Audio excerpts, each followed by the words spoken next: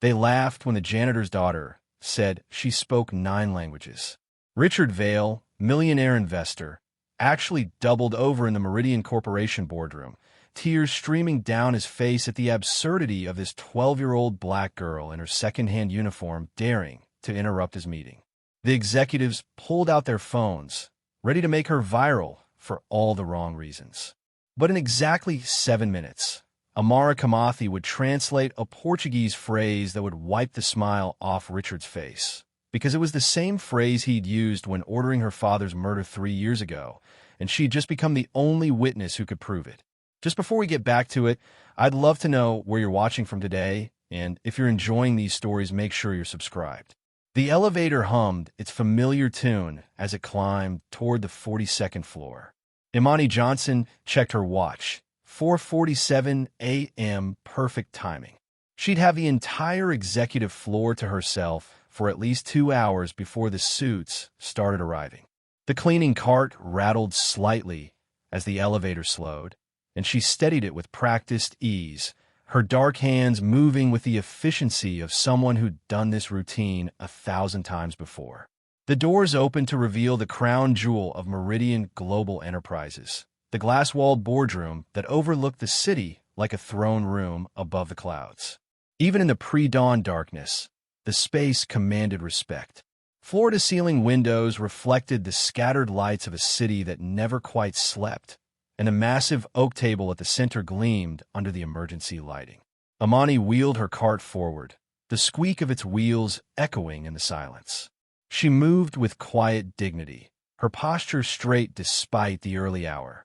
At 38, she'd been cleaning these offices for 6 years, long enough to know every executive's coffee preference and meeting schedule, though most of them had never bothered to learn her name. The service elevator dinged softly behind her. Imani didn't need to turn around to know who it was. "Mama, you forgot your breakfast again." Amara's voice carried a gentle reproach that made Imani smile despite herself. Her 12-year-old daughter stood in the doorway, holding a carefully wrapped chapati and a worn thermos that had seen better days. The girl's school uniform was pressed perfectly.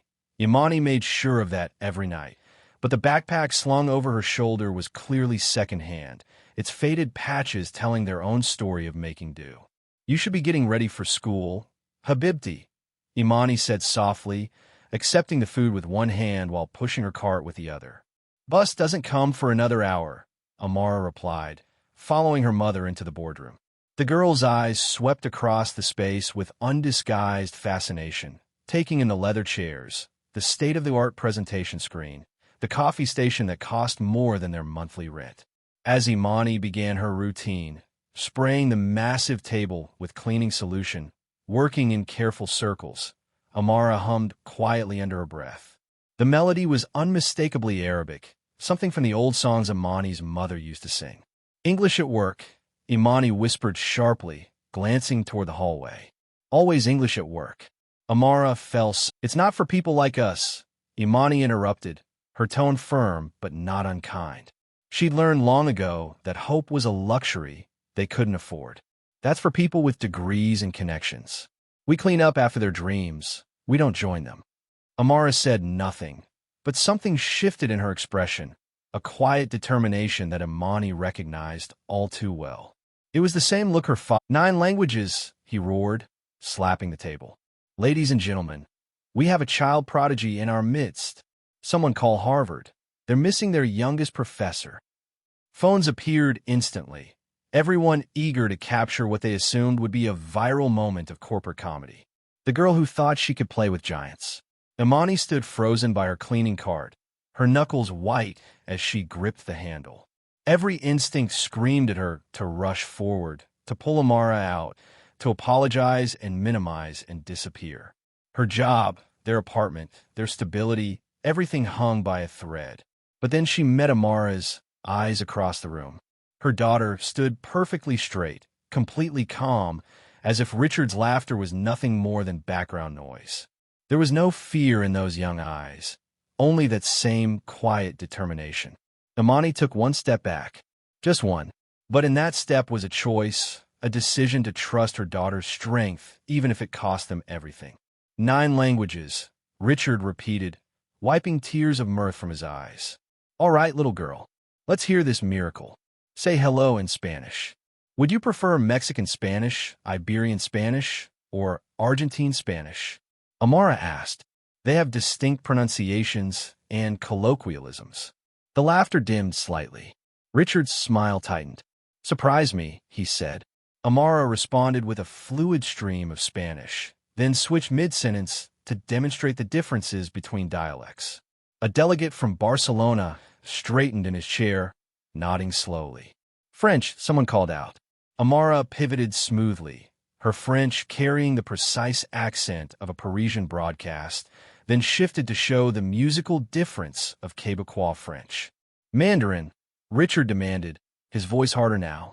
Amara's tones were perfect, each syllable pitched exactly right. She even added, your tie is from the Shanghai collection, not Beijing. The pattern tells me you prefer Southern suppliers. The room had gone completely quiet now. Phones were still recording, but the energy had shifted from amusement to something else. Curiosity, perhaps even respect.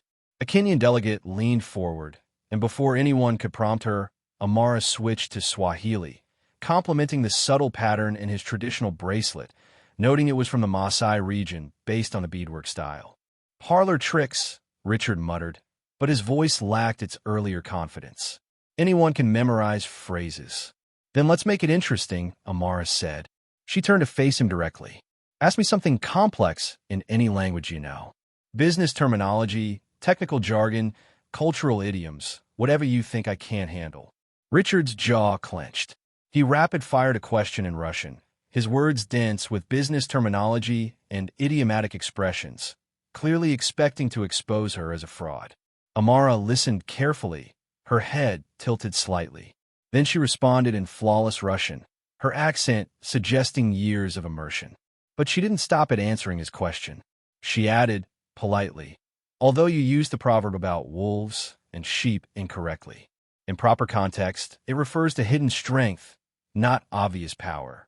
A common mistake for non-native speakers who learn from business textbooks rather than literature. Someone in the back of the room gasped. Richard's face had gone from red to white. Claire pushed forward through the crowd of executives. I propose we give her a practical test. We have a Malaysian conference call this afternoon. Multiple dialects, technical discussions about shipping routes. Let her sit in as a translator. This is ridiculous, Richard snarled. We're not running a daycare center. The sign says community welcome, Claire countered smoothly. And frankly, our current translation service charges us $30,000 a month and still misses nuances. If she can do even half of what she claims. It's a circus trick, Richard interrupted, but several senior partners were already murmuring among themselves. The PR potential was obvious. Local girl makes good, community engagement, diverse talent pipeline. The story wrote itself. Amara stood quietly through the debate, patient as stone. Then, when Richard turned back to her with what he clearly thought was a dismissive wave, she spoke again, this time in German, her words crisp and precise. You laugh because you don't understand me. That is not my weakness, it is yours. The translation rippled through the room as the German delegates leaned forward, whispering rapid confirmations of her perfect accent and sophisticated vocabulary. Richard's smile cracked like ice in spring water. For the first time since he'd entered the room, he had no response. The aftermath of Amara's demonstration had barely settled when the corporate machinery kicked into gear. Within an hour, Imani found herself standing in human resources, facing a stern-faced Mr. Keene, the facilities manager who'd overseen the cleaning staff for the past decade. Family members in restricted areas is grounds for immediate termination, Keene said, his fingers drumming against a manila folder that Imani recognized as her employment file. You've been here 6 years without incident, Johnson. Why throw it away now? Through the glass partition, Imani could see Richard Vale holding court with several department heads, his gestures animated, his face still flushed from the morning's humiliation. He caught her eye and smiled, not with humor, but with the cold satisfaction of a predator who'd found new prey. The sign said community welcome. Imani replied quietly, echoing Claire's earlier defense. My daughter saw an opportunity and took it. That's what Americans do, isn't it? Take initiative. Keen's expression didn't change. Your daughter disrupted a board meeting. Mr. Vale is particularly concerned about security breaches. We can't have the staff's kids auditioning between mop buckets. The phrase was pure Richard, calculated to diminish and demean. But before Imani could respond, Claire Arden knocked and entered without waiting for permission. Actually, Mr. Keen, legal has reviewed the situation, she said smoothly, producing a tablet with highlighted text. The community welcome clause specifically states all members of the local community, with no employment restrictions. If anything, barring Amara would open us to discrimination claims. Keen's jaw worked silently. Richard might have power, but legal had lawyers, and lawyers had the final word in corporate America. Fine, he ground out. But if that girl so much as... She won't, Claire interrupted. In fact, Mr. Vale has arranged a proper trial for this afternoon. Neutral observers, controlled conditions. If Amara can prove her skills are real, she gets to assist with the Malaysian call. If not, the matter is closed. After Claire escorted Imani out, she pulled her aside in the hallway. Richard's setting up a trap. He's brought in actors, people who will pretend to be foreign suppliers but throw in deliberate tricks. Dialect shifts, false cognates, technical terms that don't translate cleanly. He wants to humiliate her. Imani's stomach clenched. Then we should leave. I'll find another job. No. Claire's voice was firm. Your daughter just did something I've never seen in 15 years of corporate life. She made Richard Vale speechless. That's worth protecting. She paused. But you need to prepare her. Can you do that? 20 minutes later, Imani found Amara in a supply closet on the 3rd floor, the only private space they could find. The girl sat on an overturned bucket, reading a Mandarin textbook she'd borrowed from the public library. They're going to test you, Imani said without preamble. Real test with tricks and traps. These people, Habibdi, they don't play fair. Amara looked up, her young face serious. I know, Mama. I heard Mr. Vale talking to someone on the phone. He said something about accent actors and making the kid cry. You heard that? From where? The air vent in the women's bathroom connects to his office. Sound travels if you know how to listen. Amara's expression was matter of fact, as if eavesdropping through ventilation systems was perfectly normal. He was speaking Portuguese to someone. Perfect accent, better than the teacher's self-videos. He's not what he pretends to be. Imani absorbed this information, filing it away. She knelt in front of her daughter, taking those small hands in hers. Listen to me. When they test you, speak slowly. Show respect for older voices, even if they're wrong. If they give you insults to translate, never make them sound like jokes. Keep the tone exact. She hesitated, then added, and if someone speaks in a dialect that sounds like Morocco mixed with Greece. Mixed with Greece? Amara's eyes sharpened.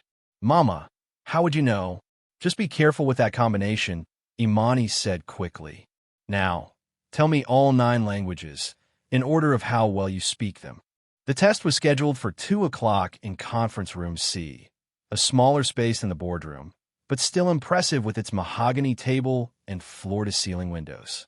Richard had assembled his jury, 3 senior partners, the head of legal, 2 representatives from HR, and a handful of department heads who'd canceled other meetings to watch the show. The neutral observers were already in place. 6 actors Richard had hired through a discreet talent agency, each one coached to speak their respective language with specific regional accents and prepared stumbling blocks. Amara entered with Imani and Claire.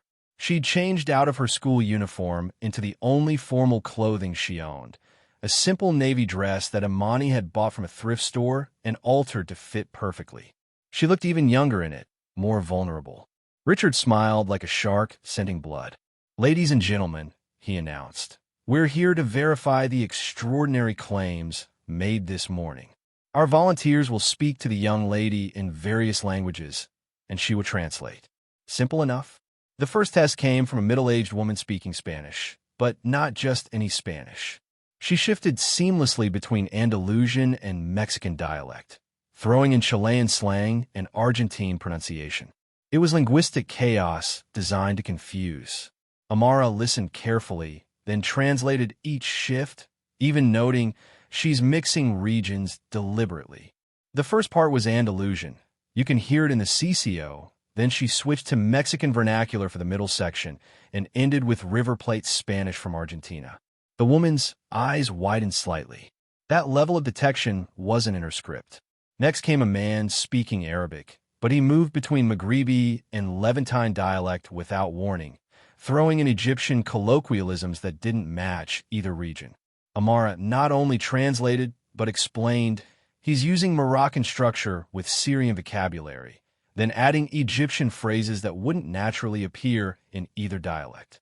It's like mixing Scottish grammar with Texas vocabulary and adding California surfer slang. Technically comprehensible, but culturally impossible. Richard's smile began to fade. The test continued. Japanese with deliberately misused honorifics that Amara corrected. French with Quebecois profanity hidden in formal business speak, which Amara translated precisely while noting it would be considered highly inappropriate in a business context. Mandarin with simplified and traditional characters mixed in ways that would never occur naturally. But the sixth tester was different. He spoke Farsi, and hidden in his rapid-fire business discussion was a single line. This company's leadership understands that flexibility in regulations can be profitable for all parties involved. The room held its breath. It was a clear implication of bribery tolerance, phrased just obliquely enough to maintain deniability.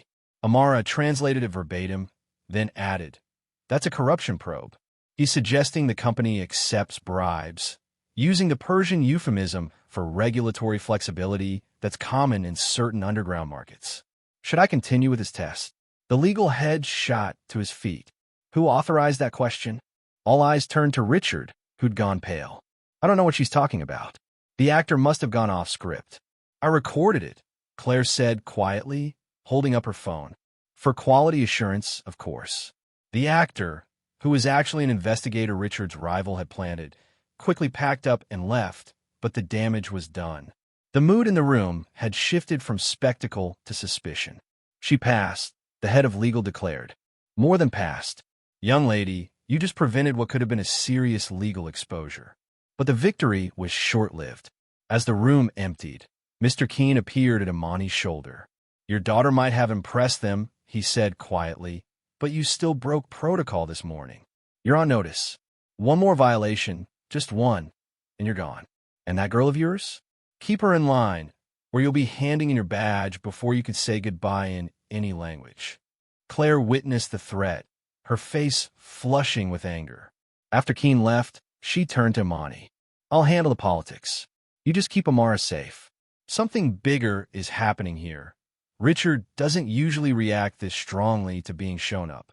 That evening, as Imani and Amara waited for the bus home, neither noticed the sharp-eyed woman watching them from a black sedan across the street. Elena Morozova had been in the building all day with a visitor's badge, observing the trial, taking notes in a small leather journal. She pulled out her phone and typed a quick message. Kids the asset. Move the window up. On the bus ride home, mother and daughter sat in the back row, speaking quietly in a mixture of languages. Haitian Creole when discussing the day's events, French for observations about the other passengers, and finally Amharic when Amara asked the question Imani had been dreading. Where did you learn all this, Mama? It wasn't just from cleaning and listening. Imani stared out the window at the passing city lights. Cleaning teaches you everything, she said carefully, if you listen. People forget you're there. They speak freely, on phones, to each other, sometimes just to themselves. You pick things up, but you knew about Morocco and Greece. You knew about business Russian. You understood when Mr. Vale said, "Drop it, Amara." Imani's voice carried a warning that her daughter recognized. Some doors are meant to stay closed. But that night, the past refused to stay buried. At exactly 2:47 a.m., someone broke into Richard Vale's office. The security footage would later show a figure in janitorial coveralls, pushing a cleaning cart, face obscured by a baseball cap. They didn't trash the space or steal visible valuables. Instead, they went straight to Richard's private filing cabinet, photographed specific documents related to the Blue Meridian deal, and left everything exactly as it was, except for one detail. The intruder made a phone call from just outside the office, speaking rapidly in what the security guard would later describe as some kind of foreign language. By morning, Keene had reviewed the footage and immediately flagged Imani as the prime suspect. Same build, same coveralls, and who else would have access to a cleaning cart at that hour? But Claire, who'd come in early to prepare for the Malaysian call, noticed something the others missed. She pulled Imani aside before security could arrive, whispering urgently. The intruder spoke on the phone outside Richard's office. The security system has partial audio. If Amara can identify the dialect, we can prove it wasn't you. She paused, studying Imani's carefully neutral expression. Unless there's a reason you don't want her to hear it. Imani's face tightened, the mask she'd worn for 6 years cracking just slightly. The past wasn't just catching up, it was racing toward them like a freight train, and she could hear her daughter's name in its whistle. The security office felt smaller than a supply closet, with 5 people crammed inside. Claire had insisted on being present while Amara listened to the audio recording, and Imani stood rigid against the wall, her hands clasped so tightly her knuckles had gone pale. Mr. Keene loomed near the door like a prison guard, while the security chief, a tired-looking man named Harrison, operated the playback equipment. "Listen carefully," Harrison said to Amara, though not unkindly. He'd watched this girl grow up in these halls, sometimes doing homework in the break room while her mother worked. The intruder made this call at 2:48 a.m., right outside Mr. Vale's office. The recording crackled to life. The voice was muffled but clear enough, rapid-fire words that definitely weren't English. Amara's head tilted, her expression sharpening with concentration. "Play it again," she said quietly. Harrison obliged. This time, Amara closed her eyes, her fingers moving slightly, as if conducting music only she could hear. "It's Russian," she said finally, "but not Moscow Russian. This is Odessa accent. You can hear it in how they soften certain consonants. Black Sea region, definitely. But there's something else." She paused, frowning. They used a Romanian phrase in middle. "Marfa Vinemain, the goods come tomorrow." That's not normal. Russians and Romanians don't usually mix languages unless... Unless what? Claire prompted. Unless they work the Black Sea shipping routes. "My father used to." Amara caught herself glancing at her mother. Imani's face had gone ashen. "I read about it. Certain logistics crews along the Black Sea use this hybrid slang. Smugglers, mostly, or people who move things that aren't supposed to be moved." Keene stepped forward triumphantly. And how would a 12-year-old know about Black Sea smuggling operations? Unless her mother, because her father was an investigative journalist. Claire interrupted, her tablet already displaying search results. Daniel Kimathi, specialized in international trafficking, spent 3 years covering the Mediterranean and Black Sea regions. She swiped to show a photograph. A younger Imani standing beside a tall man with Amara's same piercing eyes, both of them surrounded by notebooks and recording equipment. The photo's caption read, "10-year press conference 2018. The room went silent. Imani seemed to shrink into herself, years of carefully maintained anonymity crumbling in seconds. "You're Amara Kimathi," Harrison said slowly. "You testified at the Brussels trafficking trial. Your husband exposed that whole network of..." He stopped, his expression shifting. "But Daniel Kimathi died in 2019. Car accident in Athens." "It wasn't an accident," Imani said quietly, speaking for the first time. "But the police said there wasn't enough evidence to prove otherwise." Claire's fingers flew across her tablet. "You were a volunteer interpreter. Tangier, Piraeus, Malta. You helped refugees navigate asylum applications. You speak..." She looked up sharply. "You speak 7 languages yourself." 8, Imani corrected softly. "But I haven't used most of them in years." "This is all very touching," Keene interjected, "but it doesn't change the fact that someone matching your description broke into Mr. Vale's office. You have access, you have the build, and now we know you have connections to international criminals. The person on the recording is male," Amara said firmly. "The voice pitch is around 100 hertz. My mother's voice, even at its lowest, is 165 hertz. I can demonstrate if you have audio analysis software. Harrison actually smiled slightly. Kid's right. I was waiting to see if anyone would notice. Our software confirmed it this morning. Definitely male voice. Keen's face flushed red. Then she had an accomplice. Enough. Richard Vale's voice cut through the room like a blade. He stood in the doorway, his expression unreadable. Everyone out except the Johnsons, the Kimathis, and Ms. Arden. When the others had gone, Richard closed the door and leaned against it. For a long moment, he simply studied Imani, his gaze calculating.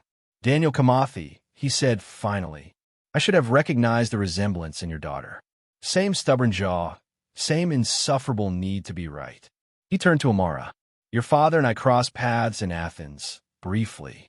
He was investigating shipping manifests that had been mistranslated deliberately, he claimed, to hide contraband. You knew my father? Amara's voice was steady, but her hands trembled slightly. Knew is a strong word. He accused several of my business associates of serious crimes. Made quite a scene at a maritime conference, actually, waving documents, shouting about humanitarian waivers being used as cover for smuggling. Richard's smile was cold. Very dramatic, very public, very dangerous. Imani stepped forward, placing herself between Richard and her daughter. If you had anything to do with his accident, please. I'm a businessman, not a movie villain.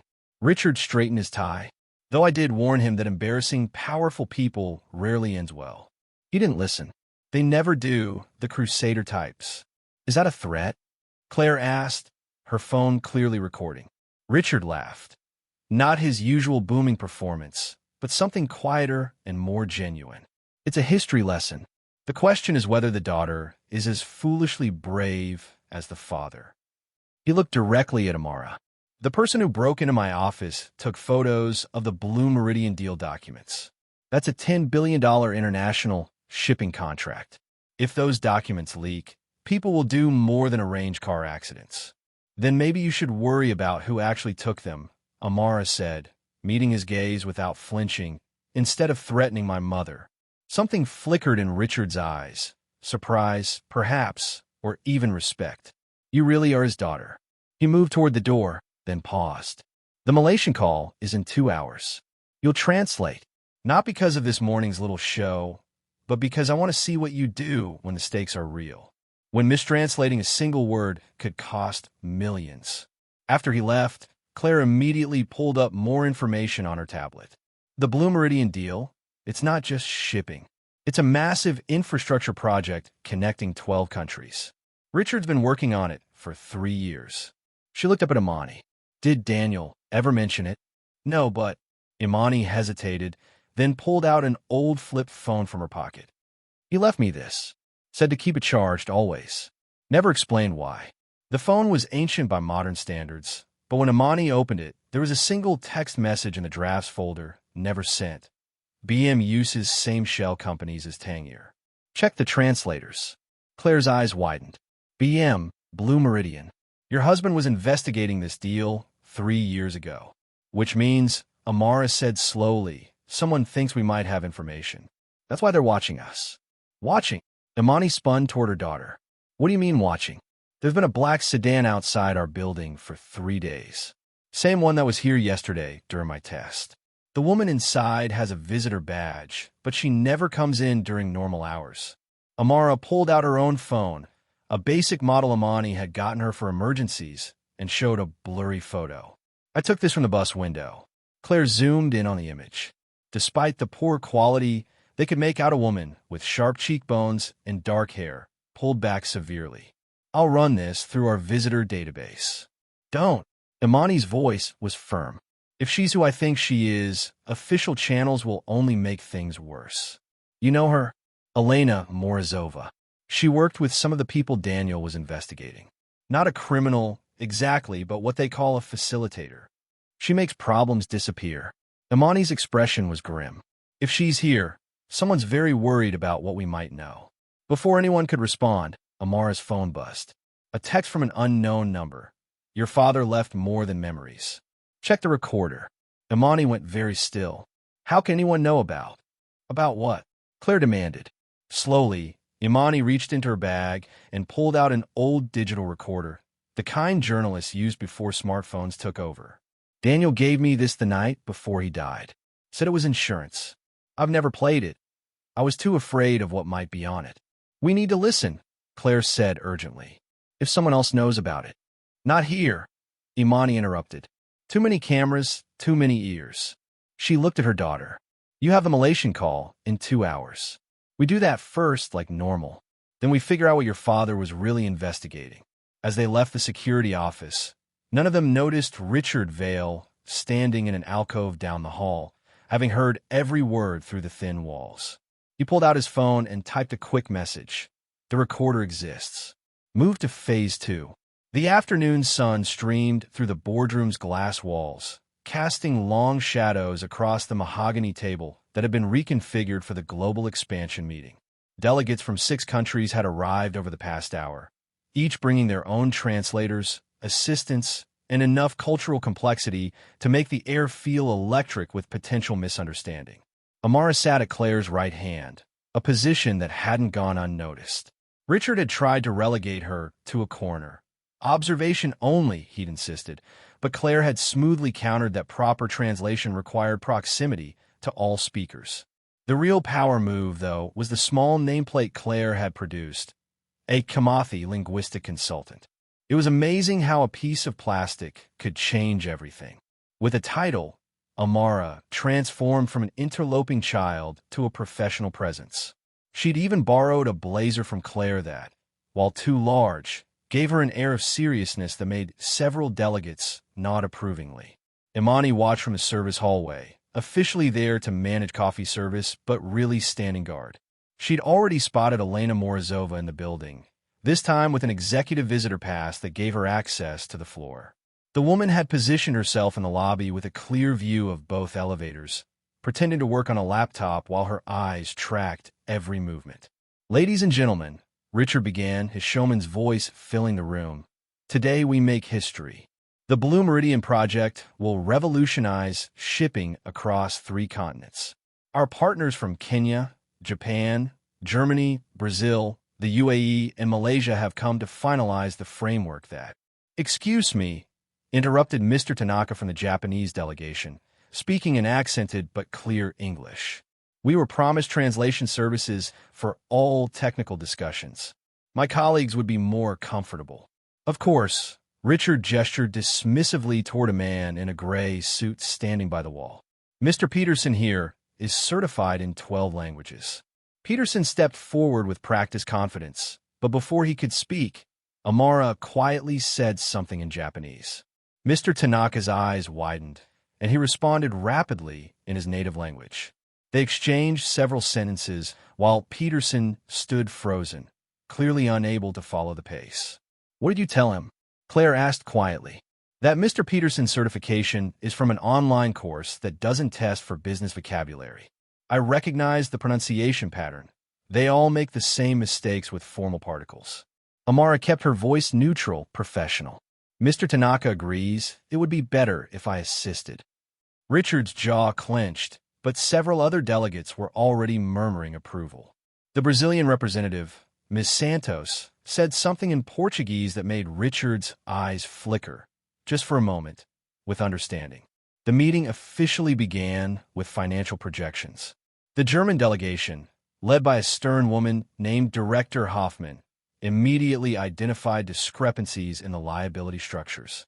She spoke rapidly in German to her colleague, assuming no one else would understand.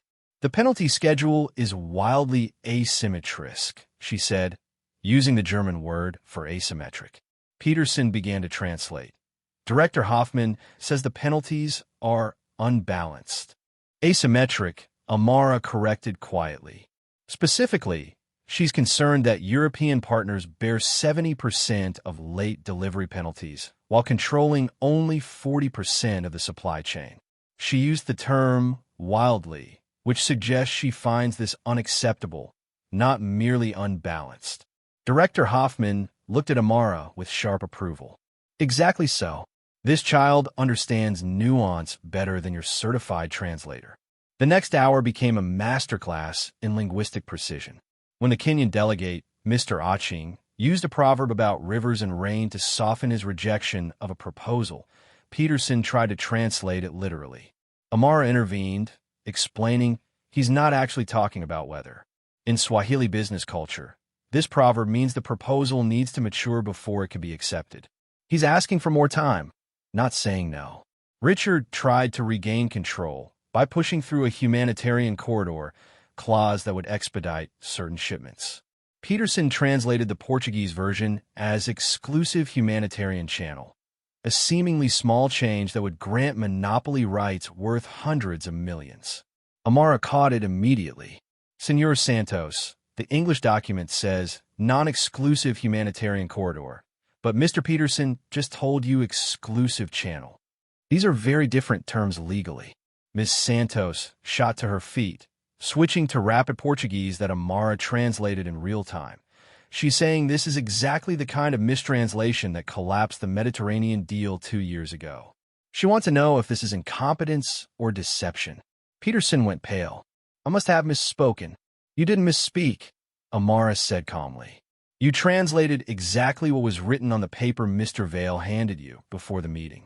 I saw it when you adjusted your jacket. The room erupted. Delegates began speaking over each other in 6 languages, accusations flying. Richard stood, tried to use his commanding presence to restore order, but for once, his usual tactics failed. These weren't employees he could intimidate or investors he could charm. These were international partners who'd just witnessed what looked like attempted fraud. While chaos reigned in the boardroom, Imani had problems of her own. She'd stepped away from the service hallway to refill coffee supplies when she noticed something odd. The copy machine in the executive suite was warm, even though no one had been scheduled to use it this morning. The panel showed the last use at 9:03 a.m., during the time when all executives were in the morning briefing. She heard voices from the ventilation grate, Romanian, spoken quietly but urgently. Following the sound, she traced it to a maintenance room where someone was definitely not performing maintenance. Thinking quickly, Imani grabbed a wet floor sign and placed it outside the door, then used her master key to engage the magnetic lock from the outside. The voices inside stopped abruptly, followed by the sound of someone trying the handle. She texted Claire immediately. Package contained. Bring real security. Maintenance room 4B. Back in the boardroom, Claire's phone buzzed just as Mr. Tanaka was suggesting they postpone all agreements pending a full review of translations. She read Imani's message, then stood smoothly. Ladies and gentlemen, if I could have your attention. There's been a security development that may explain today's translation irregularities. She whispered something to the head of security, who'd been standing by the door.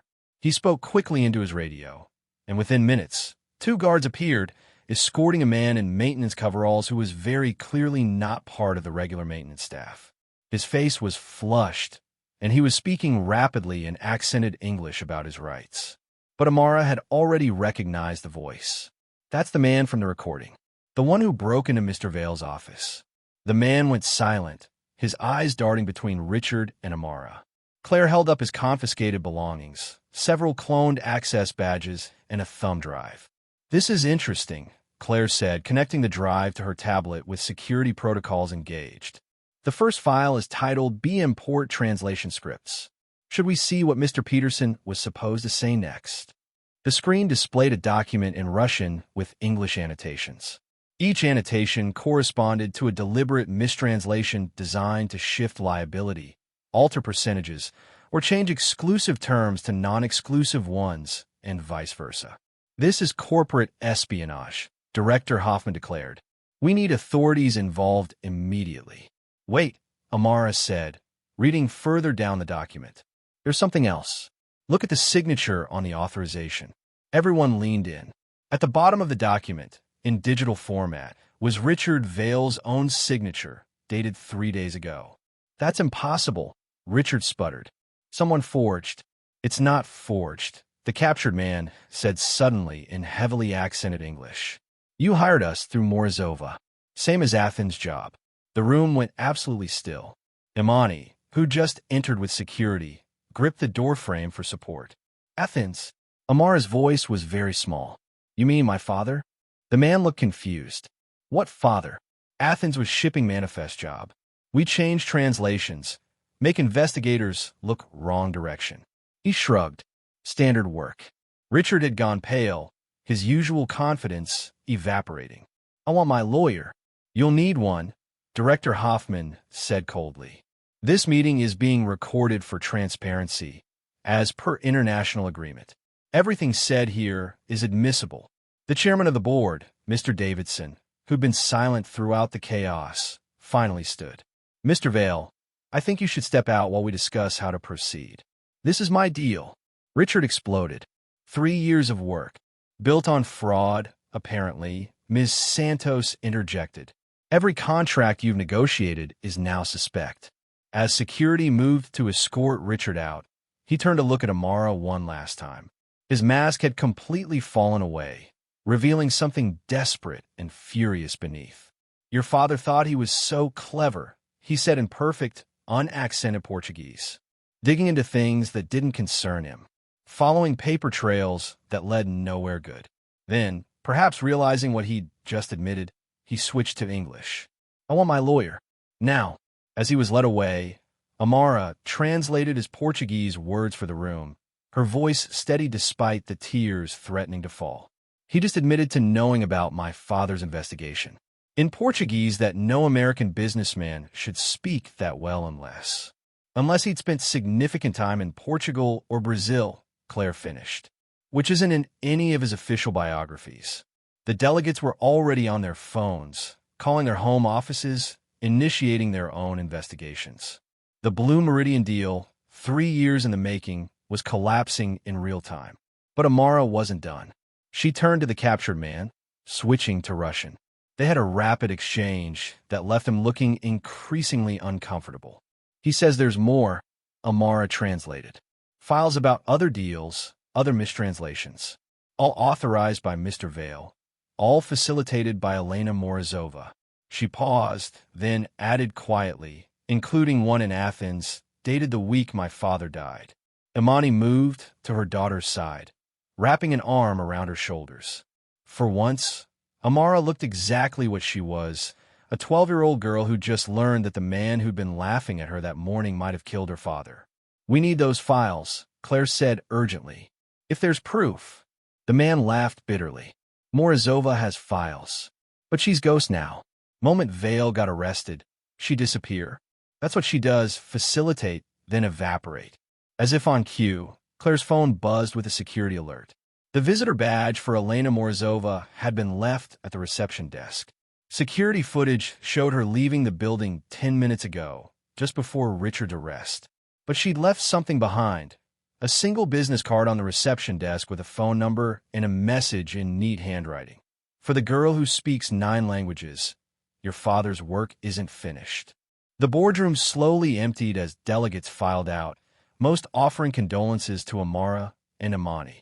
Mr. Tanaka stopped to bow deeply, speaking in Japanese. He says courage speaks in all languages. Amara translated, her voice thick with emotion. And that my father would be proud. When they were finally alone, just Amara, Imani, and Claire, the weight of the day seemed to crash down on them all at once. We did it, Claire said softly. Richard's finished. The fraud is exposed. But Elena's still out there, Imani replied, staring at the business card. And she knows something about Daniel's death. Something she wants Amara to know. Amara picked up the card, studying it carefully.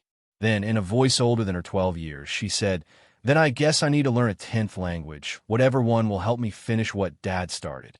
Outside, the city hummed with the usual noise of traffic and life, unaware that in a boardroom high above, a young girl had just brought down a millionaire with nothing but words and the truth they carried. The boardroom had been cleared of delegates for barely 10 minutes when Amara spoke the words that made her mother's blood run cold. He said Dad words, Mama. In Portuguese, Papal Vale, mais que gente. Paper is worth more than people.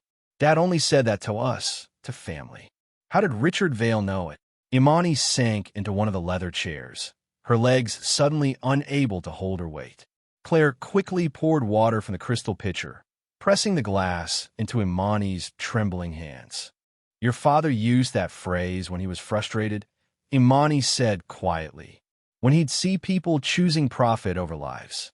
But you're right, it wasn't public. He never wrote it in his articles or said it in interviews.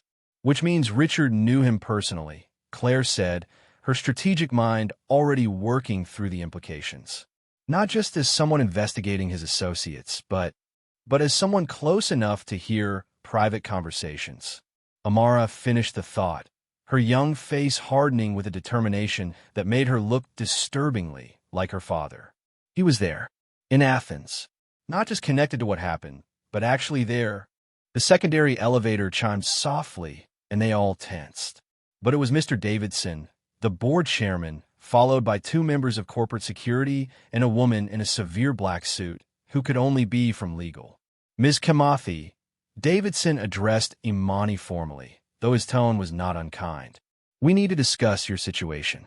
Your daughter has just exposed massive fraud, but she's also a minor who's been conducting business on company property without proper authorization. She was invited, Claire interjected. The community welcome, extended to a translation demonstration, not to dismantling international contracts. The lawyer's voice was sharp. There are liability issues, custody questions if the company is seen as employing a child. I'm not employed, Amara said clearly. I'm a witness to criminal fraud. And according to the Whistleblower Protection Act, my age doesn't invalidate my testimony. The adults all turned to stare at her. Amara shrugged slightly. I read legal textbooks at the library. Languages aren't the only thing worth learning. Davidson actually smiled slightly. Nevertheless, we need to handle this carefully. Mr. Vale has already contacted his legal team. They're claiming entrapment, that you and your mother orchestrated this to what? Imani stood, her fear transforming into anger. To avenge my husband's murder? Yes, Mr. Davidson, murder. Richard Vale just admitted in front of witnesses that he was involved in my husband's death. He admitted to knowing about an investigation. The lawyer corrected. That's not the same as. Then let's get more proof, Amara interrupted. She pulled out the business card Elena Morozova had left. She knows something. She was Dad's opposite. He exposed corruption. She covered it up. If anyone has evidence about what really happened in Athens, it's her. Claire was already dialing the number on her phone, set to speaker. It rang 3 times before a cool female voice answered. I wonder how long it would take. Hello, little translator. Ms. Morozova, Amara said steadily. You said my father's work isn't finished. Because it isn't. Your father was brilliant but naive. He thought exposing the truth would be enough. He didn't understand that in our world, truth is just another language to be translated or mistranslated. What do you want? Imani demanded. There was a pause, then, I want what I've always wanted to survive. Richard Vale is finished, but he's a small fish who thought he was a shark. The real predators are still swimming. Your husband knew that, Mrs. Kimathi. It's why he kept digging even after Athens became dangerous. You were there, Amara said. It wasn't a question. I was everywhere. It was my job. But watching your father work, he had something I'd lost long ago. Conviction. Purpose. Elena's voice carried an unexpected note of regret. I couldn't save him, but I kept his files. Insurance, I told myself, but perhaps I always knew this day would come. What files? Claire demanded. Everything. Every mistranslated document that shifted millions into the wrong hands. Every contract that turned humanitarian aid into profit schemes. Names, dates, recordings. Elena paused, including Richard Vale personally ordering the alternator failure that killed Daniel Kimathi. The room went absolutely silent. Even the lawyer looked stunned. You have a recording of him ordering my father's murder? Amara's voice was barely a whisper. I have many recordings. It was my job to ensure everyone was compromised, including myself. A bitter laugh. But I'm tired of this game. Meet me tonight. Pier 47, the old fishery warehouse. Bring the recorder Daniel left. Yes, I know about it. It has the other half of what you need. This could be a trap, Davidson warned. Of course it's a trap, Elena replied, having heard him clearly. Everything in this world is a trap. The question is whether you're the hunter or the hunted. Tonight, little translator, you choose which you'll be. The line went dead. We're not going, Imani said immediately. Absolutely not. I won't risk. Mom. Amara's use of English instead of their usual familial languages stopped Imani cold. She killed Dad. Richard Vale killed Dad. We have a chance to prove it, to get justice. We have to go. The company can't officially sanction this, Davidson said carefully. But Ms. Arden, if you happen to be in that area tonight with a security detail, and if you happen to encounter the Kimathis, Claire nodded understanding. I'll arrange it. As they prepare to leave, none of them noticed the figure who'd been listening through the same ventilation system Amara had discovered. Richard Vale might have been in custody, but he still had allies, and one of them was already making a phone call. They're meeting Morozova tonight. Pier 47. Make sure none of them leave with those files. That evening, as the sun painted the harbor in shades of amber and rust, 3 cars made their way toward the waterfront. Claire drove the first, with Amara and Imani as passengers. Behind them, a discreet security van followed at a distance. And behind that, though none of them knew it, a black sedan carried 2 men who'd done this kind of work before. The old fishery warehouse squatted at the end of Pier 47 like a forgotten giant, its corrugated walls rusty with age and salt air. Elena Morozova stood at the entrance, looking nothing like the sharp professional who'd haunted the Meridian building. Her hair was down, her designer clothes replaced with practical dark clothing, and there was a weariness in her posture that spoke of someone who'd been running for a very long time. You came, she said simply as they approached. I wasn't sure you would. You have proof about my father, Amara said. That's all that matters. Elena studied her for a long moment. You have his courage, but your mother's wisdom. That might keep you alive longer than he managed. She gestured toward the warehouse. Kulme, we don't have much time. Inside, the space was mostly empty except for a few rustic containers and the smell of old fish and older secrets. Elena led them to a small office where a laptop waited on a dusty desk, connected to several external drives. Your father, she began, pulling up files on the screen, stumbled onto something huge. Not just Richard Vale's small-time fraud, but an entire network. They call themselves facilitators, but they're really parasites, feeding on humanitarian crises, refugee movements, international aid. The screen filled with documents, photos, recordings. Amara translated headers in various languages: Russian, Arabic, Mandarin, Portuguese. Each one detailed another scheme, another theft, another life lost to greed. This is overwhelming, Claire said. We need to focus on Richard, on Daniel's death. No, Elena interrupted. That's thinking small. Your father died because he wouldn't think small, couldn't ignore the bigger picture. She turned to Amara. Show me the recorder. Imani reluctantly produced Daniel's old device. Elena connected it to the laptop with a cable that looked older than Amara. Your father was smart. He encrypted his most important files, split them between devices. This recorder has the key. My drives have the lock.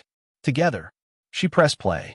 Daniel's voice filled the room, strong and clear despite the static. He was speaking in French, then switching to Arabic, then Swahili, a linguistic code that would have been gibberish to most people, but painted a clear picture for those who could understand. He's describing the network, Amara, translated in real time. Names, positions, connection points. Richard Vale was middle management. He handled North American operations, but there were others. Sao Paulo, Moscow, Beijing. Athens, Imani said quietly. Athens was where they made their mistake, Elena confirmed. They tried to steal refugee aid shipments, reroute them for profit. Your father had documents proving everything, so they killed him, made it look like an accident. She pulled up another file, an audio recording. Richard Vale's voice, speaking Portuguese to someone. The journalist knows too much. Athens is perfect, chaotic traffic, unreliable infrastructure. Make it clean, make it quick. The alternator we discussed, tomorrow morning, the coastal road. Amara's hands clenched into fists. Imani pulled her close, both of them trembling with rage and grief. Why? Claire asked Elena. Why keep this? Why help us now? Because I'm dying, Elena said simply. Cancer. 3 months, maybe 4. I've done terrible things to survive, but I won't die carrying all these ghosts. She looked at Amara. Your father believed words could change the world. He was wrong. Words alone change nothing. But words backed by truth, spoken by someone with courage, perhaps. A sound from outside made them all freeze.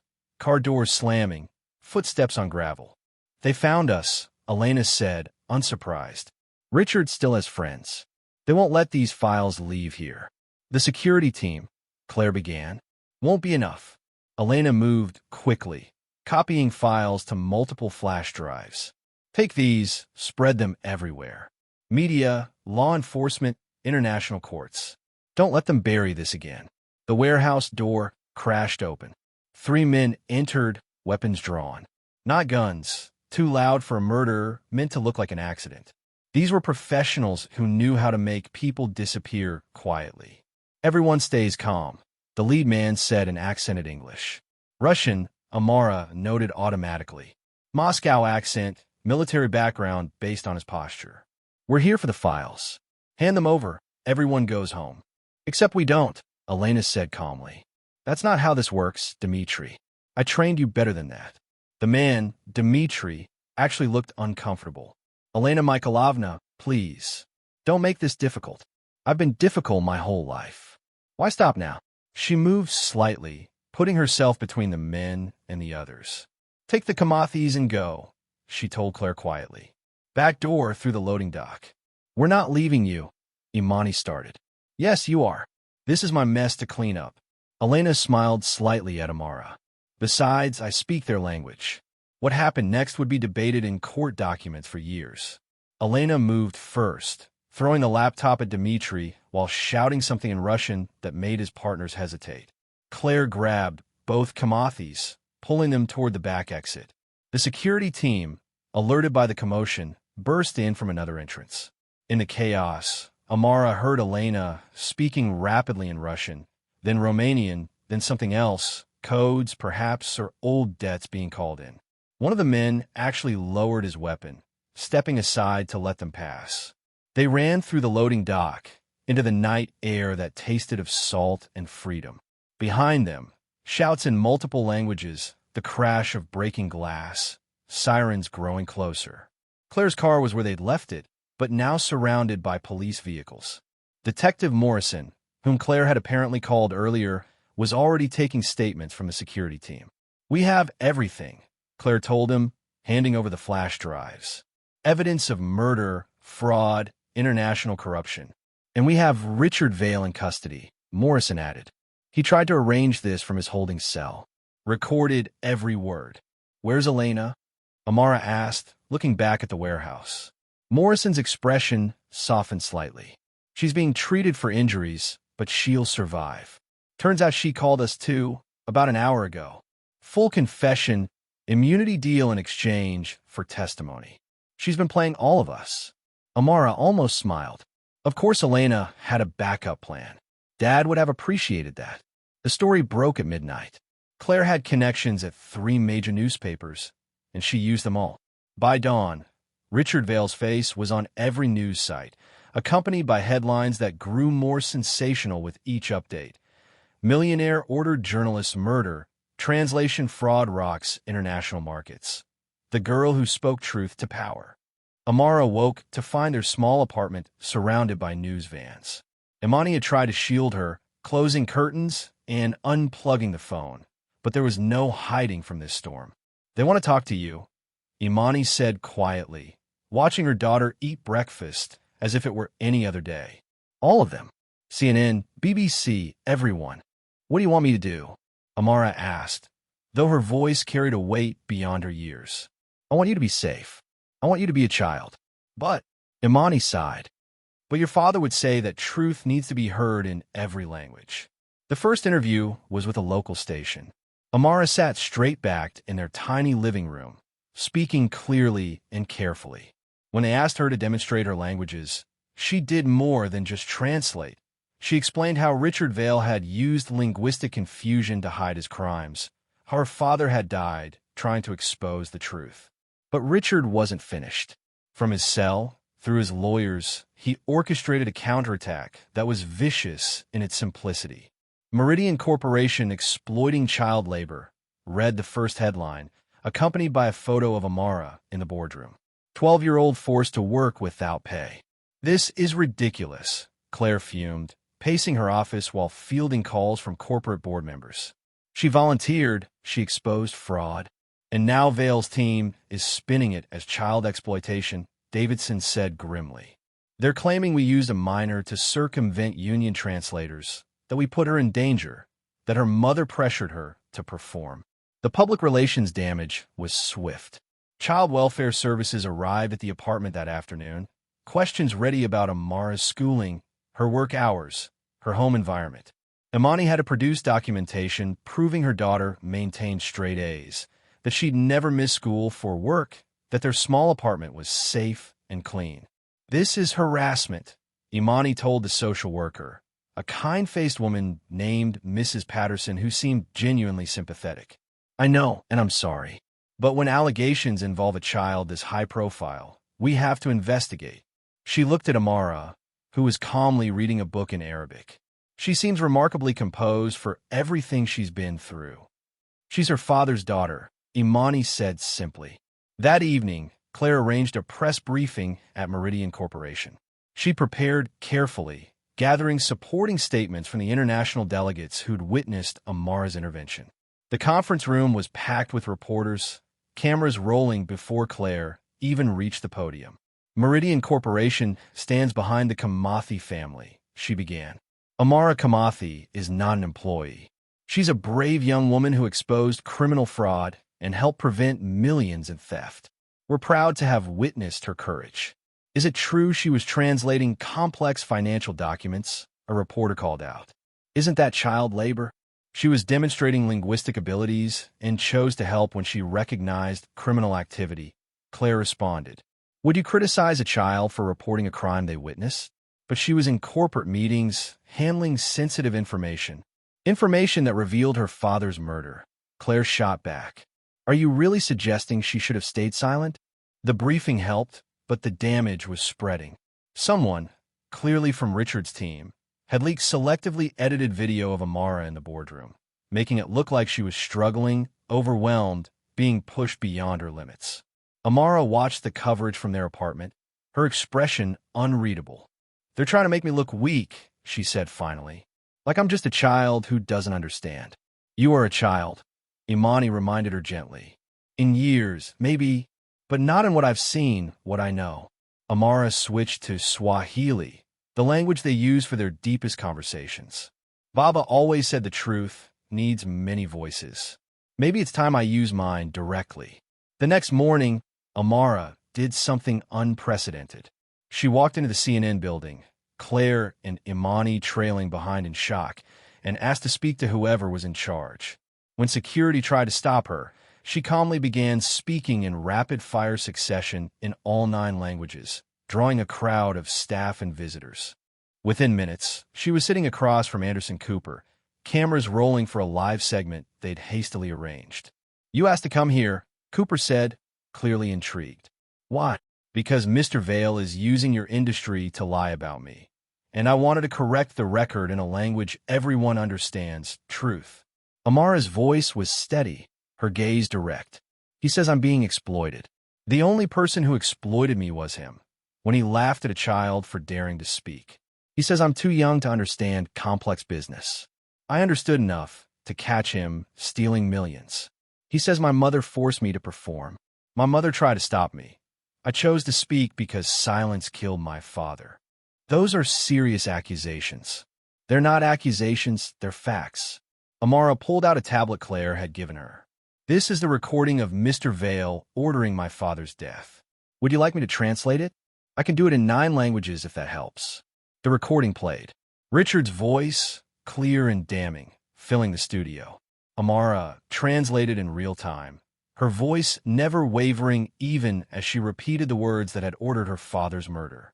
Cooper was visibly moved. How do you handle this? You're 12 years old, and you're dealing with international fraud, your father's murder. I handle it the same way my father did. 1 word at a time, 1 truth at a time. Amara looked directly at the camera. Mr. Vale wants you to see a child who doesn't belong in his world. But his world is built on lies told in languages he thinks we don't understand. I understand perfectly. And now, so what does everyone else? The interview went viral within hours. Public opinion, which had been wavering, swung decisively. The hashtag 9 languages 9 truths began trending. Other journalists who'd worked with Daniel came forward with their own stories, their own evidence of the corruption he'd been investigating. But Richard had one more card to play. That evening, as the Kimathis returned to their apartment, they found an envelope slipped under their door. Inside was a single photo, Imani in Athens, standing next to a man who was definitely not Daniel. The back of the photo had a message in Portuguese. Everyone has secrets. Stop now, or hers go public. Imani's face went pale. Amara took the photo, studying it carefully. This was after Dad died, she said. It wasn't a question. You were investigating on your own. I had to know, Imani whispered.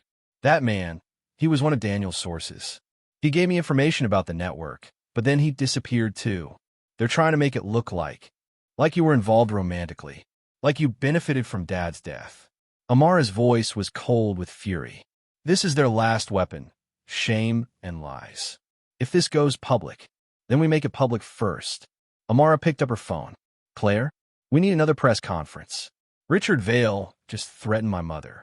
Yes, I have the evidence. We're going to end this tonight. An hour later, they stood before the cameras again. This time, Amara let her mother speak first. My name is Amara Kimathi. 6 years ago, my husband was murdered for investigating Richard Vale's criminal network. Today, Mr. Vale sent this photo, trying to blackmail us into silence. She held up the image. This man was Alexei Volkov, one of my husband's sources.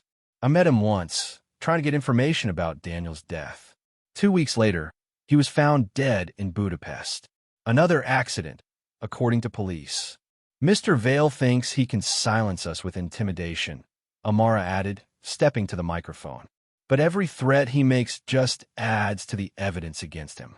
He's confessed to murder, fraud, and now blackmail. In any language that makes him guilty.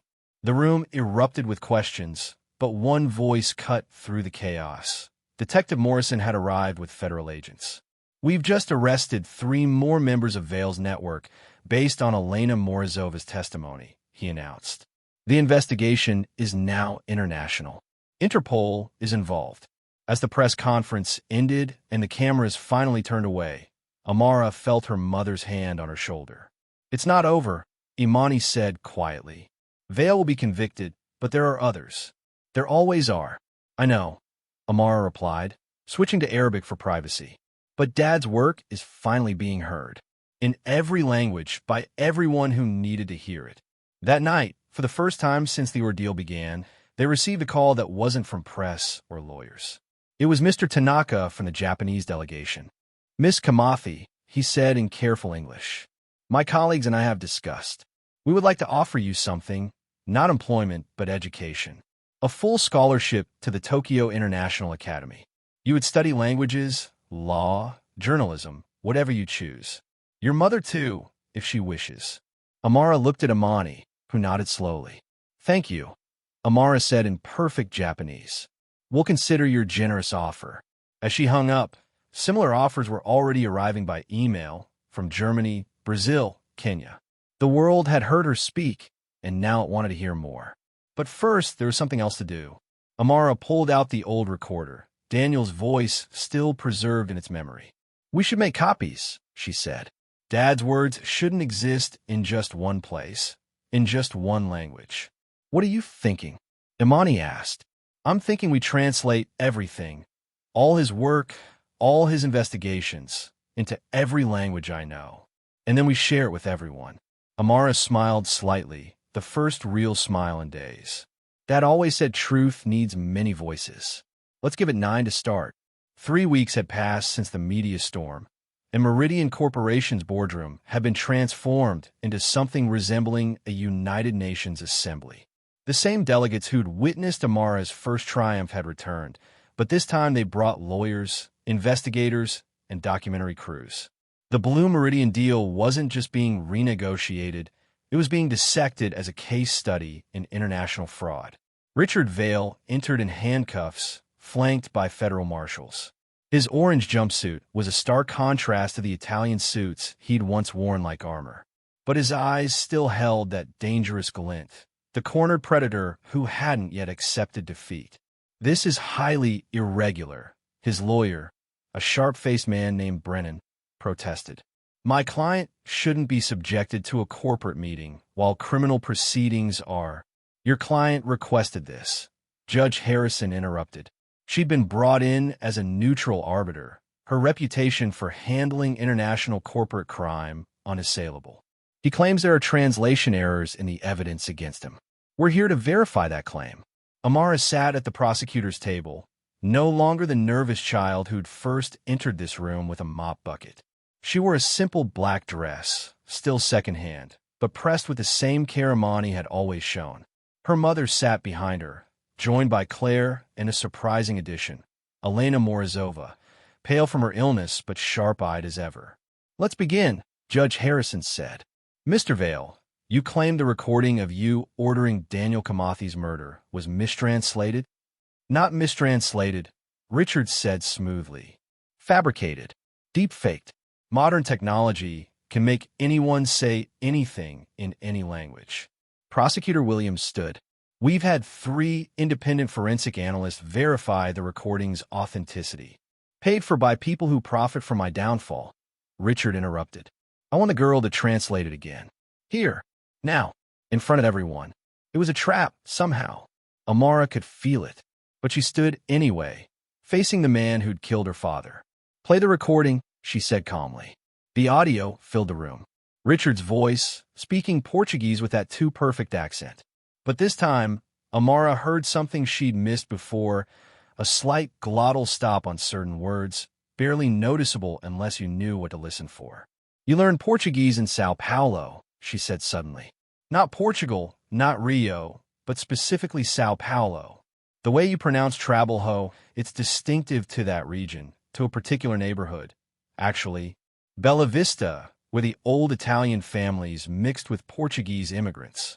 Richard's jaw clenched. "That's where the network started, isn't it?" Amara continued, switching to Portuguese. "You weren't middle management. You were one of the founders." "Objection," Brennan shouted. "This is speculation." "Then let me be specific," Amara said. She pulled out a tablet, displaying documents Elena had provided. July 2015, Sao Paulo.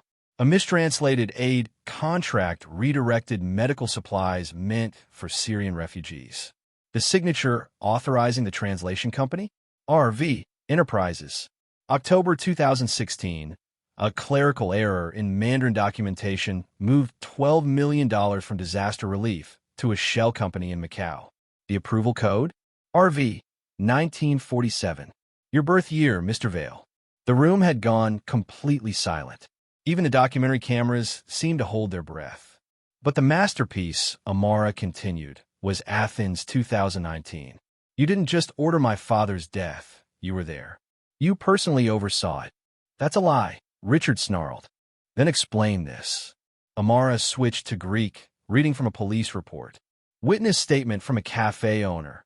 An American businessman was arguing with the journalist. He spoke Greek poorly but Portuguese perfectly. The description matches you exactly. Hundreds of Americans speak Portuguese. But how many were on a flight from Athens to New York the morning my father died? Claire stood, presenting flight records. You used a different name, Robert Vincent, but the passport photo is clearly you. Richard's lawyer was frantically whispering in his ear, but Richard pushed him away. His mask had finally completely shattered. "Your father was a fool," he spat, abandoning all pretense. He could have taken the money, looked the other way like everyone else. 50,000 euros just to miss a few shipping manifests. But no, he had to be noble. Had to be a hero. "So you killed him," Amara said. "It wasn't a question. I didn't pull the trigger or cut the brake lines. I'm a businessman, not a murderer." "You ordered it." In Portuguese, thinking no one would understand. Amara's voice remained steady, though tears ran down her face. "But you forgot something. Words have echoes. They ripple out, touch other shores, find other ears. My father knew that. It's why he recorded everything. What recording? Richard's voice had gone cold. Amara pulled out Daniel's old recorder, but also a second device, one Richard recognized with visible shock. Your own insurance policy, Elena said from her seat. You recorded all your calls, Richard. Every order, every threat, every bribe. You taught me that always have leverage. I simply took your advice. The second recorder played. Richard's voice again, but younger, cockier. The Kimathi problem needs a permanent solution. Make it look random, a robbery, an accident, whatever. Just make sure he can't testify. The date stamp was 3 days before Daniel's death. Richard lunged forward, but the marshals restrained him. That's private property. Stolen evidence. It's inadmissible. Actually, Judge Harrison said calmly, Ms. Morozova has already authenticated it as part of her immunity agreement. It's fully admissible. The dominoes fell quickly after that.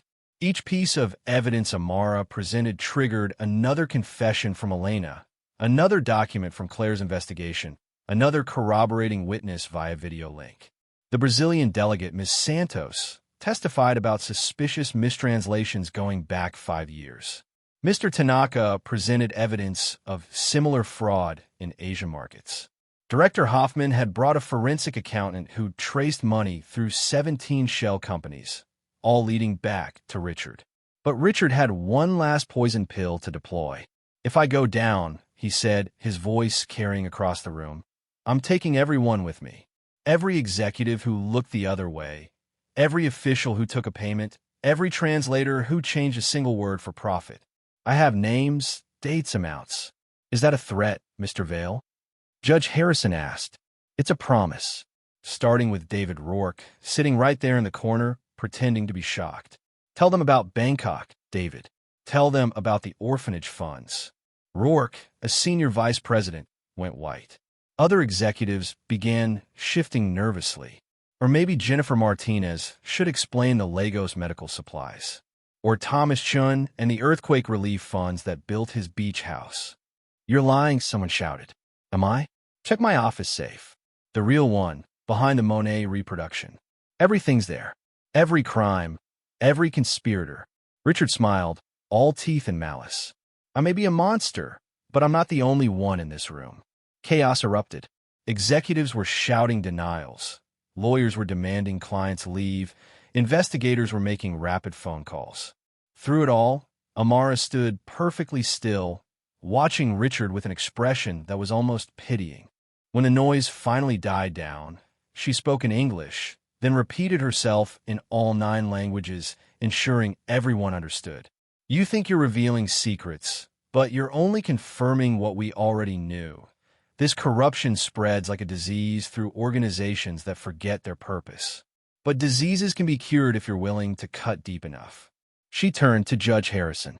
I motion that Meridian Corporation undergo full forensic examination. Every department, every contract, every translation. Let the light shine everywhere, not just on Mr. Vale. Davidson, the board chairman, stood slowly. I second that motion. It's time we cleaned house completely. You'll destroy the company. Richard laughed bitterly. Stock prices will crater. Thousands will lose jobs. Because of what you built, Amara interrupted. You created a tower of lies and are angry it's falling. But my father taught me something. It's better to rebuild on truth than to live in a palace of lies. Richard stared at her for a long moment, something flickering in his eyes, perhaps recognition that this 12-year-old girl had done what federal investigators, rival corporations, and international law enforcement had failed to do for years. You really are your father's daughter, he said finally. He'd be proud of how thoroughly you've destroyed me. I didn't destroy you, Amara replied in Portuguese, the language of his crimes. You destroyed yourself the moment you chose profit over people. I just translated your choices into consequences. 6 months later, the Meridian Corporation building looked the same from the outside, but everything within had changed. The executive floor had been restructured, with glass walls replaced by open spaces. The boardroom where Amara had first spoken now bore a plaque. Truth needs no translation, in memory of Daniel Kimathi. The trials had been swift and decisive. Richard Vale received life without parole for murder, fraud, and racketeering. 17 other executives faced various sentences. The Blue Meridian project had been restructured under international oversight, with new transparency requirements that included public translation reviews. Amara stood in that same boardroom, but this time she wasn't alone. 30 students from her school had come for career day, and she'd volunteered to speak about languages and truth. "People ask me if I regret what happened," she said to the eager faces. "If I wish I'd stayed quiet that first day. The truth is, staying quiet would have been the real regret. My father died because he spoke truth in many languages. The least I could do was continue the conversation." A young boy raised his hand. "Do you really speak 9 languages?" "Actually," Amara smiled, "I'm learning my 10th. Russian. It seems important to understand the language of the people who tried to silence my family." From the back of the room, Imani watched with Claire and an unexpected visitor, Elena Morozova, thin but still alive despite her diagnosis. The experimental treatment, paid for by a fund established from recovered fraud money, had given her more time than expected. "She's remarkable," Elena said quietly. She could have been bitter, angry, vengeful. Instead, she chose justice. "She chose truth," Imani corrected.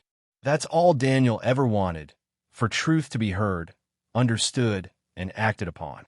Claire nodded toward the window where construction workers were installing something on the building across the street. "Did you see the new billboard?" They looked out to see Amara's face, larger than life, with text in 9 languages. "Words have power. Learn to listen." It was part of a citywide campaign promoting language education and cultural understanding.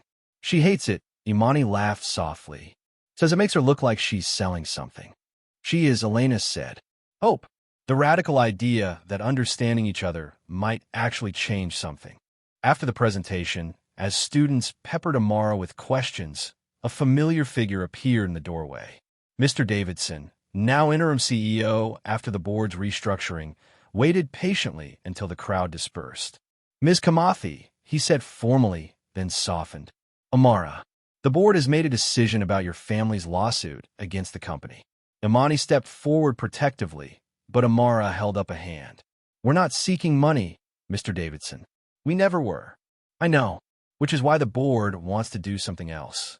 He handed her an envelope. "It's not compensation. It's an investment." Inside was a document establishing the Daniel Kimathi Foundation for Linguistic Justice, funded with $50 million from recovered fraud assets. The foundation will provide translation services for refugees, investigate linguistic fraud, and train young translators from immigrant communities, Davidson explained. The board unanimously agreed. If language can be used as a weapon, it can also be a shield. "We want you and your mother to run it." Amara looked at Imani, who was crying silently. "We need to think about it. Take your time. But know this, Claire has agreed to serve on the advisory board, and we already have our first major supporter." He gestured toward the door where Ms. Santos, Mr. Tanaka, Director Hoffman, and Mr. Aching entered, representing their respective nations. "Your father's work inspired journalists globally," Ms. Santos said in accented English. "We want to ensure it continues." Mr. Tanaka bowed formally. "The truth you spoke saved my company millions and exposed corruption in our own ranks. We are in your debt." "There's no debt," Amara replied in Japanese, then German, then Portuguese, then Swahili. "There's only the work that needs to be done." That evening, as the sun set over the city, the Kimathis returned to their small apartment one last time. They were moving tomorrow, not to something fancy, but to a modest house near the university where Amara would attend a special program for gifted students while still finishing regular school. "I want to show you something," Imani said, pulling out a box Amara had never seen before. Inside were dozens of notebooks, all in Daniel's handwriting, in various languages. He was teaching himself Mandarin, Imani explained, running her fingers over the pages. Said he wanted to be able to speak to more people, understand more stories. "He would have been so proud of you." "He would have been proud of us," Amara corrected, hugging her mother. "You kept me safe, kept me learning, kept Dad's memory alive, even when it hurt." They spent the evening going through the notebooks, Amara translating passages her father had written in languages he was still learning. His mistakes made them laugh, his insights made them cry, and his hope made them determined to continue. A knock at the door interrupted them. It was Claire, but she wasn't alone. A young man stood beside her, tall and thin with familiar eyes. "This is Marcus," Claire said carefully. "Marcus Kimathi, Daniel's nephew from Kenya. He just arrived." Amara stared at the cousin she'd never known existed. He smiled nervously and spoke in Swahili. "Uncle Daniel sponsored my education. I'm here to study journalism, to continue his work." "How many languages do you speak?" Amara asked in Swahili. "4," he replied. "But I'm hoping my cousin might teach me more." The family Daniel had left behind was growing, rebuilding, becoming something new.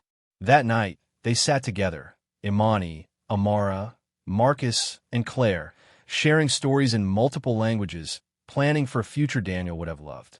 1 year later, the Daniel Kimathi Foundation hosted its first international conference.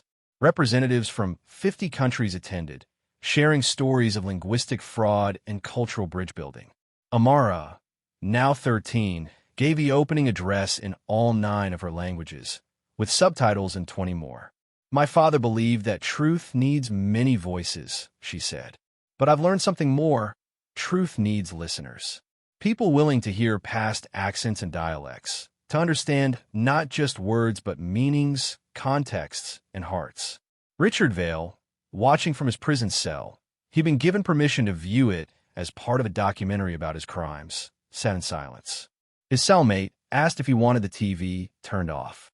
"No," Richard said quietly. "Let her speak. It's the least I can do." The conference made international news.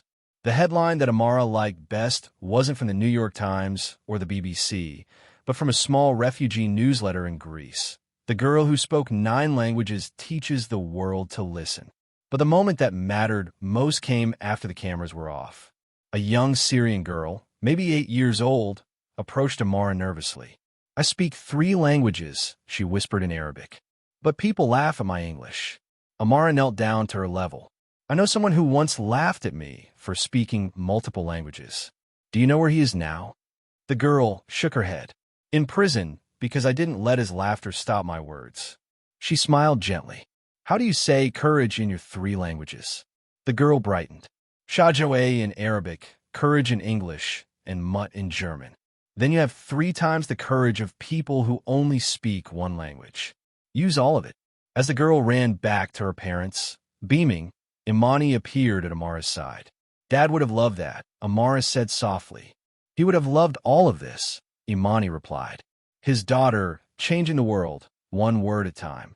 The foundation's work continued. They exposed a human trafficking ring using mistranslated work contracts. They helped reunite families separated by linguistic bureaucracy. They trained a new generation of translators who understood that their work was about more than words. It was about justice. Elena Morozova lived another 2 years, longer than anyone expected.